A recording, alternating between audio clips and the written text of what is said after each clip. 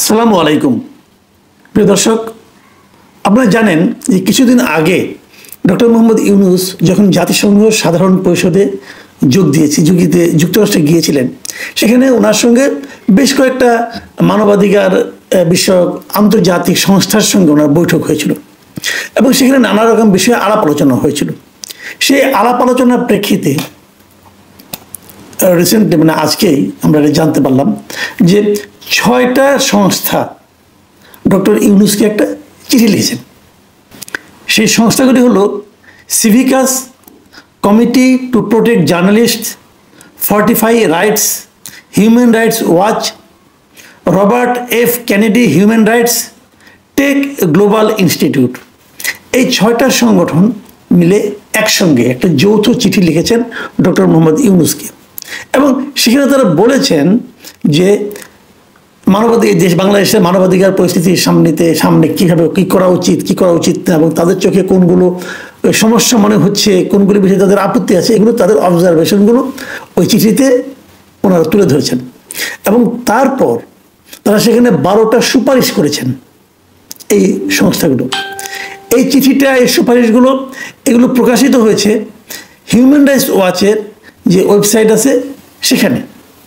তো এই চিঠির অন্যান্য বিষয়ে অনেক বিষয় নিয়ে আলোচনা করা হয়েছে, দেশের মানবাধিকার পরিস্থিতি নিয়ে আলোচনা করা হয়েছে, গণমাধ্যমের যে স্বাধীনতা সেটা নিয়ে আলোচনা করা হয়েছে, রাজনৈতিক কর্মীদেরকে বিভিন্নভাবে যে হেনস্থা করা হচ্ছে নানা রকম মিথ্যা মামলা দিয়ে, সেগুলি নিয়ে বলা হয়েছে। অনেক কিছু আছে, আবার কিছু কিছু ক্ষেত্রে ডক্টর ইউনূসকে কিছু প্রশংসাও করা হয়েছে। তো প্রশংসাগুলো আপনারা পড়ে নিন, সমালোচনাগুলোও পড়ে নিন। আমি এত লম্বা তলব 12টা নিয়ে আলোচনা করতে গেলে অনেকক্ষণ সময় লাগবে, অতক্ষণ সময় আপনারাও দিবেন না, আমিও নিতে পারবো না। আমি কেবল দুটো পয়েন্ট নিয়ে কথা বলবো, যে দুটো পয়েন্ট নিয়ে আমি অনেক দিন ধরেই কথা বলে আসছি। সেটা একটা হলো এই যে মামলা মোকদ্দমা, এক একটা মামলায় 200-300 লোকে বাদী করা হচ্ছে। একটা হত্যা মামলা হয়েছে, আপনি 40 জন আর্টিস্টকে মামলায় বাদী করে দিলেন। হত্যা মামলা না, মিরপুরের একটা ঘটনা বলি, মিরপুরে একটা হত্যা প্রচেষ্টা মামলা হয়েছে, তাকে নাকি হত্যা করার জন্য পরিকল্পনা করা হয়েছিল। সেই মামলায় 1 নম্বর আসামি হলো শেখ হাসিনা, 2 নম্বর আসামি হলো আসাদুজ্জামান কামাল, স্বরাষ্ট্রমন্ত্রী ওই সময়ের, এবং সেখানে 40-50 জন শিল্পীকে দেওয়া হয়েছে। আরেকটা মামলা হলো উত্তরাতে, সেখানে 50-60 জন সাংবাদিকের নাম দিয়ে দেওয়া হয়েছে, এরা সবাই আসামি। এবং সমস্যাগুলি কি হয়েছে, এরা যে সঙ্গে একটা ষড়যন্ত্রে এতজন সাংবাদিক কখনো একটা হত্যা প্রচেষ্টা মামলায় থাকতে পারে? এটা হয়? ওটা তো হয় না। তারপর দিয়েছে এবং তাদের বিরুদ্ধে এখন চলছে হয়রানি, তাদের হয় লুকিয়ে থাকতে হচ্ছে অথবা ধরা পড়লে জেলে থাকতে হচ্ছে, জামিনও হচ্ছে না। তো এই যে এগুলো কি, এগুলো আসলে হয়রানি করার জন্য। হয়রানি করা হচ্ছে রাজনীতিবিদদের, হয়রানি করা হচ্ছে গণমাধ্যম কর্মীদের, অনেককে হয়রানি করা হচ্ছে। তো এখন এই ধরনের মামলার বিষয়গুলো ব্যাপারে এই সংগঠনটা নিজেরা বলেছে এবং সেখানে কি বলেছে, আমি এটা হলো ওদের 8 নম্বর যে সুপারিশটা, সেই সুপারিশে আছে।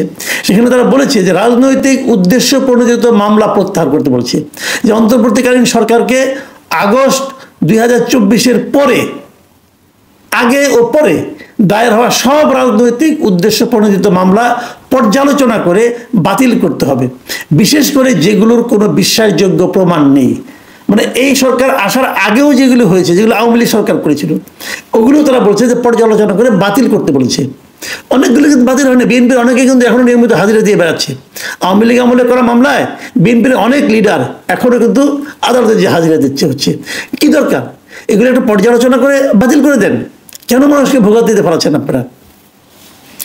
আর পরে যেগুলো হয়েছে এগুলো তারপর সবাই জানেন, যে একটা মামলা হত্যা প্রচেষ্টা, অমুকের গুলি লাগছে অথবা অমুকের সরা গুলি লাগছে, ওই মামলায় হয়তো 200 লোককে আসামি করছেন।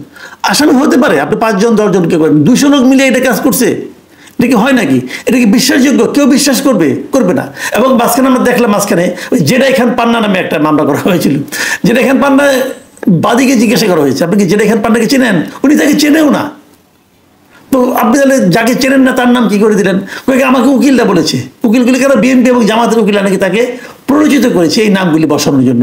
তো বোঝাই যায় এই সমস্ত ক্ষেত্রে আমি বলেছিলাম যে যারা এই মামলাগুলি করতে প্ররোচিত করে সেই লোকগুলিকে আগে ধরা উচিত, ধরলেই এই ধরনের মামলা থেমে যেত। কিন্তু আমাদের খুব বিজ্ঞ আইন উপদেষ্টা উনি বলেছেন যে জনগণ যেহেতু মামলা করার অধিকার আছে, কিছু বলা যাবে না। তো মামলা করার অধিকার জনগণের আছে, আদালতের জামিন দেওয়ার অধিকার আছে। যে এই সমস্ত জনগণ, উকিল, বিএনপির উকিল, জামাতের উকিল, ওনারা তাদের অধিকার পালন করতেছেন।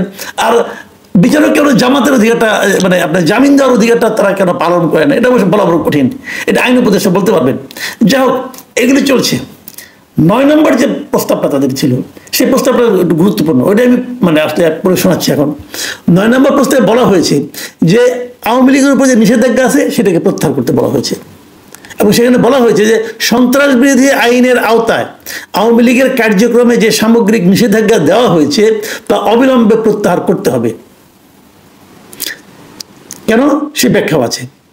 ব্যাখ্যা তারা বলেছে যে এটি গণতান্ত্রিক স্বাধীনতা ও বহুদলীয় রাজনীতির পথে বাধা সৃষ্টি করছে। এবং এই কথা বলতে যে তারা জাতিসংঘের যে একটা আপনার ওদের যে একটা গ্রুপ আসছিল, ফ্যাক্ট ফাইন্ডিং একটা প্রতিবেদন তারা দিয়েছিল যে এই বছরের জানুয়ারিতে তারা এসেছিল, এসে ফেব্রুয়ারিতে প্রতিবেদন দিয়েছিল।